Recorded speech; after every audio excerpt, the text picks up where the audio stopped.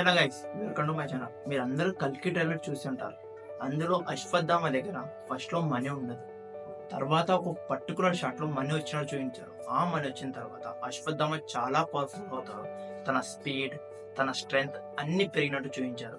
అసలు ఆ మనీ ఏంటి, అది తనకి ఎక్కడి నుంచి వచ్చింది, పోవడానికి కారణాలు ఏంటి, పోయిన తర్వాత తను ఎదుర్కొన్న సమస్యలు ఏంటి, అన్ని ఈ రోజు వీడియో డిస్కస్ చేద్దాం. వీడియోలోకి వెళ్ళే ముందు మీరు ఎవరన్నా కొత్త మా ఛానల్కి వచ్చి సబ్స్క్రైబ్ చేయకుండా వీడియో చేస్తే సబ్స్క్రైబ్ చేసుకోండి.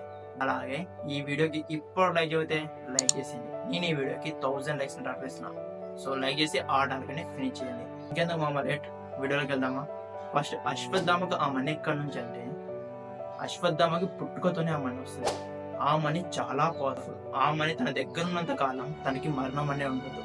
తను చిరంజీవిగా ఉంటాడు. ఆ మనీ ఉంటే ఆకలి దప్పికాలు ఉండవు, భయభ్రేతులు ఉండవు. మానవుడు, ఋషులు, దేవతలు కూడా తను చంపలేరు. అందుకనే అశ్వత్థామకి అంత పొగరు, అంత అహంకారంతో ఉంటాడు. తను ఎవరు ఏమీ చేయలేరన్న పొగరుతో. వన్స్ కురుక్షేత్రం ఎండింగ్ లో భీముడు దుర్యోధను దొంగ దెబ్బతీ చేస్తాడు. అది తెలుసుకున్న అశ్వత్థామకు చాలా కోపం వచ్చి దుర్యోధనుడికి మాటిస్తాడు, నేను పాండవులందరినీ చంపేస్తాను, పాండవుల వంశం ముగిస్తాను అని చెప్పేసి. అలా పాండవుల కుటీరాల పైన పడి మాయా పాండవులైన పాండవుల కుమారులను చంపేస్తాడు. ఆ పాండవుల కుటీరాలో పాండవులందరినీ చంపేసి, పాండవుల మనుషులను చంపేసి, ఎవరు అడ్డొస్తే వాళ్ళని అందరినీ చంపేసి దుర్యోధను దగ్గరికి వచ్చి చెప్తాడు, నేను పాండవులను చంపేశానని. దుర్యోధను చాలా హ్యాపీగా కన్ను మూస్తాడు. ఇక్కడ అశ్వత్థామ చంపింది మాయా పాండవుల్ని, అదే పాండవుల కుమారులను చంపేస్తాడు. అది తెలుసుకున్న పాండవులకి చాలా కోపం వస్తుంది. అశ్వత్థామ దగ్గరికి వస్తుంది. అశ్వత్థామను చూడగానే అర్జునుడికి చాలా కోపం వచ్చేసి బ్రహ్మాస్త్రాన్ని విరుస్తాడు. బ్రహ్మాస్త్రం ఎంత పవర్ఫుల్ అంటే, బ్రహ్మాస్త్రాన్ని తలుచుకొని వదిలితే వాడు 14 లోకాల్లో ఎక్కడున్నా సరే వెతికి మరీ చంపేస్తుంది. దానికి సమాధానంగా అశ్వత్థామ కూడా బ్రహ్మాస్త్రాన్ని వదులుతాడు. ఈ 2 బ్రహ్మాస్త్రాలు ఢీకొంటే మానవాళికి ముప్పు, ఈ ప్రపంచం మొత్తం నాశనం అవుతుందని గ్రహించిన దేవతలు, ఋషులు, మునులు అందరూ వచ్చి అశ్వత్థామని, అర్జునుడిని రిక్వెస్ట్ చేస్తారు, ఆ బ్రహ్మాస్త్రాన్ని రిటర్న్ తీసుకోండి అని. అర్జునుడు వాళ్ళ మాట విని తను వదిలిన బ్రహ్మాస్త్రాన్ని రిటర్న్ తీసుకుంటాడు.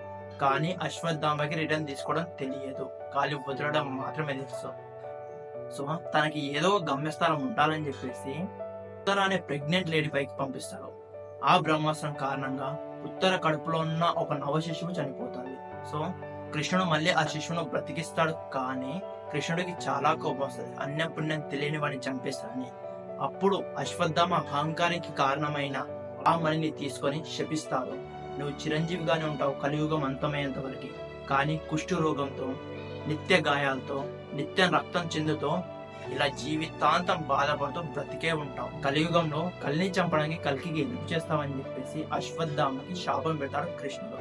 అప్పటి నుంచి చాలా బలవంతుడు ఉన్న అశ్వత్థామ చాలా వీక్ అయిపోతాడు.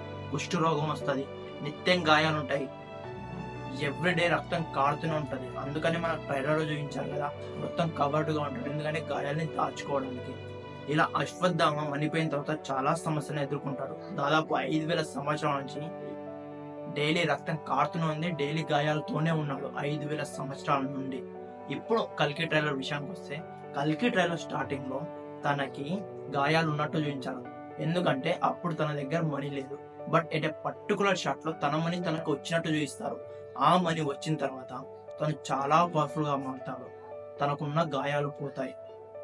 సో నాకు ట్రైలర్ కూడా చూపించారు, చాలా బలవంతుడుగా మారినట్టు. ఈ చేతిలో 4 రైడర్స్ ని పట్టుకొని ఎత్తినంత బలం వస్తుంది.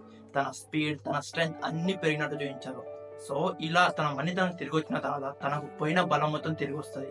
ఈ ప్రపంచంలోనే ఎవడు కూడా తను ఏం చేయలేనంత బలంగా మారిపోతాడు అశ్వత్థామ ఆ మనీ తిరిగి వచ్చిన తర్వాత. So that's the video guys.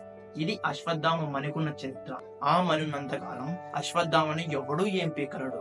ఋషులు, మనులు, దేవతలు, కల్కి ఎవరు కూడా ఆ మణి ఉన్నంత కాలం తను ఎవరు ఏమి చేయలేరు. So that's the video guys. మీరు ఎంతమంది కల్కి మూవీ కోసం వెయిట్ చేస్తున్నారు కామెంట్ చేసి చెప్పండి. అలాగే ఈ వీడియో కనుక నచ్చితే ఈ వీడియోకి లైక్ చేసి ఇలాంటి మరిన్ని మంచి వీడియోస్ కోసం మా ఛానల్ సబ్స్క్రైబ్ చేసుకోండి. మళ్ళీ వీడియోలో మళ్ళీ కలుద్దాం. అందరికి టాటా బై బై, సెలవు.